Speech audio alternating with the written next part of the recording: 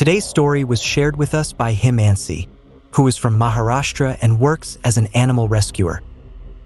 Himansi shared that her love for animals has been strong since childhood, and she grew up surrounded by them. Her family had many pets, including dogs, rabbits, and even some pet mice, the white ones we often see.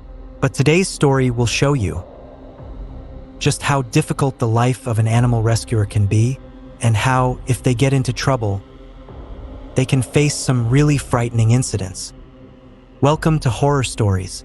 I'm Ankur Pundit, and on this channel, I bring you real-life paranormal incidents and activities shared by those who have experienced them firsthand. Your comments are our motivation, so please keep them coming. Now, let's dive into the real incident. Himansi mentioned that she has been rescuing animals like snakes, injured dogs, and cats for quite a while.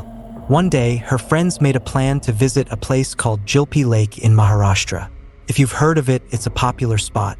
Himansi said that about 10 to 12 of her friends decided to go for a trip to the lake. They left around 8 to 9 in the morning and reached the location. Himansi described the place as a beautiful picnic spot that they all enjoyed. However, while returning in the evening around 4 or 5 p.m., they came across a highway. Himansi noticed a huge wall on the right side and asked her friend about it. Her friend explained that the wall had been there for a long time, and there used to be a village behind it, which is now abandoned.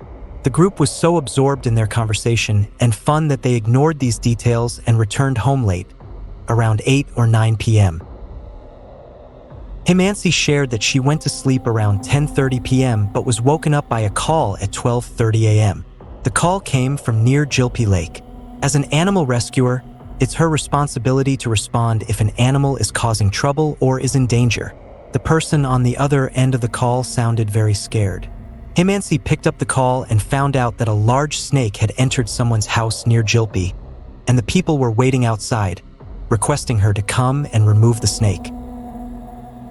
Himansi explained to the caller that she lived an hour and a half away and didn't know the exact location. The person reassured her that they would guide her, so Himansi left her home around 1 a.m. after informing her mother about the situation. Her mother, though concerned, told her to be careful and return on time. Himansi set off on her scooter, reaching the area near Jhilpi Lake in about an hour. The person on the call guided her to the location. When she arrived at the village, she noticed that the people were behaving very strangely, almost like zombies. This behavior made Himansi feel very uneasy. She asked where the snake was, but no one responded. One man simply pointed toward a house and gestured toward a table, indicating that the snake was under the table. Himansi successfully rescued the snake, capturing it in her jar. As she was about to leave, it was her duty to inform them that it was a venomous snake, but no one seemed interested. This behavior further unnerved Himansi. After completing her job, she placed the jar between her feet on the scooter and started to head back. However, after traveling for only 15 minutes, she noticed the same large wall on the right side that she had seen earlier in the day. Suddenly, Himansi saw a man running at full speed ahead of her scooter. To her shock, she recognized him as the same person who had called her to rescue the snake. Seeing this, Himansi lost her balance on the scooter, and her slippers slipped off. It became very dark, and she started to panic, wondering what was going to happen next. She tried to pass through the area, but the wall seemed endless. Himansi then pulled out her phone, only to find it had turned off. She quickly put it back in her pocket and tried to speed up to leave the area.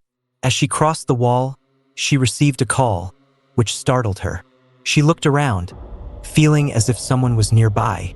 It turned out that the call was from her mother, and she had 20 missed calls from her. Himansi was now extremely anxious, wondering what was going on. She finally answered her mother's call, and her mother immediately started shouting, asking why she had gone to rescue the snake without taking her kit, boots, or gloves. Shocked, Himansi realized that she had forgotten all her rescue equipment at home. She searched her scooter but couldn't find her boots, gloves, or even the snake in the jar. It had disappeared. Himansi was drenched in sweat and terrified. She quickly started her scooter and rushed home, where her mother was waiting at the gate. When she arrived, her mother questioned her about the rescue and asked what had happened. Himansi was in no condition to explain. The incident was not a small one, and after calming down, she told her mother everything that had happened in the village, the strange behavior of the people, and the missing snake. Her mother scolded her and forbade her from taking any more rescue calls at night, especially when her life could be at risk. Himansi spent the entire night in fear, unable to sleep. The next morning, she called her friend to ask about the truth behind the wall. Her friend explained that there used to be a village behind the wall where people practiced black magic, especially involving snakes. These people had spread their black magic across the entire village, causing the villagers to fall into poverty while they grew richer. Here's an English rephrasing of your text. When the villagers found out about this, they set the house on fire. The snakes, along with some animals, burned in the fire, and the entire family perished as well. But the incident didn't end there. The destruction gradually spread across the entire village, and soon the village was abandoned. Himansi was deeply disturbed by the thought that she had been to a location where the burned, dead, or even undead people resided, and she had rescued a snake from among them. But the snake was not just any snake. It took Himansi 4 to 5 months to recover from this incident. She shared that this event took place approximately 4 to 5 years ago. She recalled how, after watching one of our videos, she suddenly received an emergency call. At first, she tried to calm down, confirmed the call, and then left. Sometimes deceptive spirits or souls call you toward them, so be cautious, or you might be their next target. Please share this video with as many people as possible, especially those who don't believe in ghosts or paranormal activities, and especially with those who enjoy horror content. If you've had any similar paranormal experiences, feel free to share them with us. Until then, stay tuned to our channel. The village I was supposed to go to was about 15 minutes away from where we saw that wall. I received a phone call from there, but I wasn't familiar with the exact location. So, I simply stood at the village spot, called the same number that had contacted me, and asked for directions. They guided me, and I eventually reached the point. As soon as I arrived, I noticed that the villagers standing outside were behaving very strangely. I felt an overwhelming sense of negativity, but I didn't pay much attention to it, thinking they were just scared of the snake. They had told me over the phone that it was quite large. When I asked the person who called me where the snake was, they didn't speak but signaled with their hand toward the table, indicating it was under there. I went inside and saw a 3.5-foot vine snake. I safely packed it in a jar like I usually do. After packing the snake, I thanked the person for calling and was about to leave. However, they didn't respond. I found it strange that, despite being so panicked on the phone, they wouldn't speak now. Their behavior, as well as that of the other villagers, made me uncomfortable. I placed the jar under the seat of my scooter and left. After crossing the 15-minute route and reaching near the wall, I suddenly saw the same person who had called me, running rapidly toward my scooter. I was shocked and immediately slammed the brakes, almost falling off the scooter.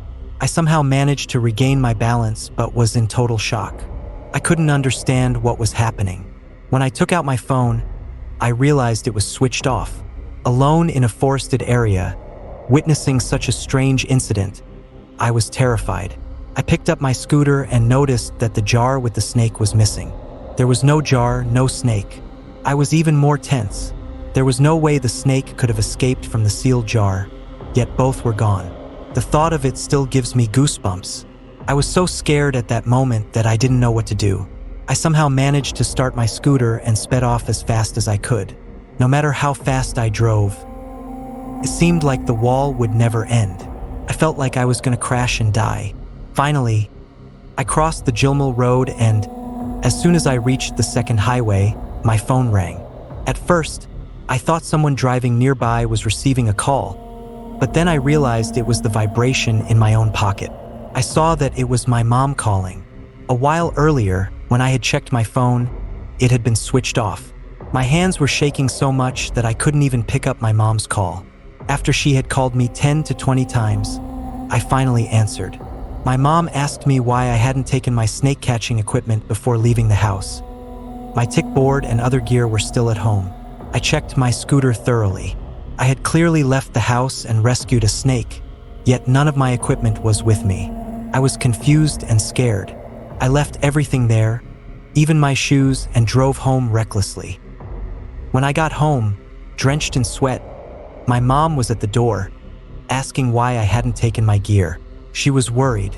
She gave me water and asked what had happened, but I was too shaken to explain. When I finally did, she was furious and warned me never to take late-night calls again or go near Jhilpi Road. I spent the whole night terrified, unable to comprehend what had happened. It was the scariest incident of my life, and I couldn't stop thinking about it the next day. The following day, I called Halloram, a friend who had mentioned that wall to me. I asked him for more details, and he told me that behind the wall was a village where a family used to live. That family used to perform black magic with animals and snakes. One day, when the villagers found out, they burned the house with the family inside. Since then, no one dares to go there. It took me 3 to 4 months to fully recover from that experience. Key learnings from story. 1. Follow your gut. When something feels off, it probably is.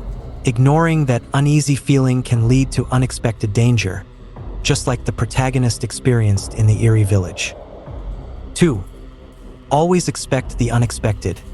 In strange environments, anything can happen.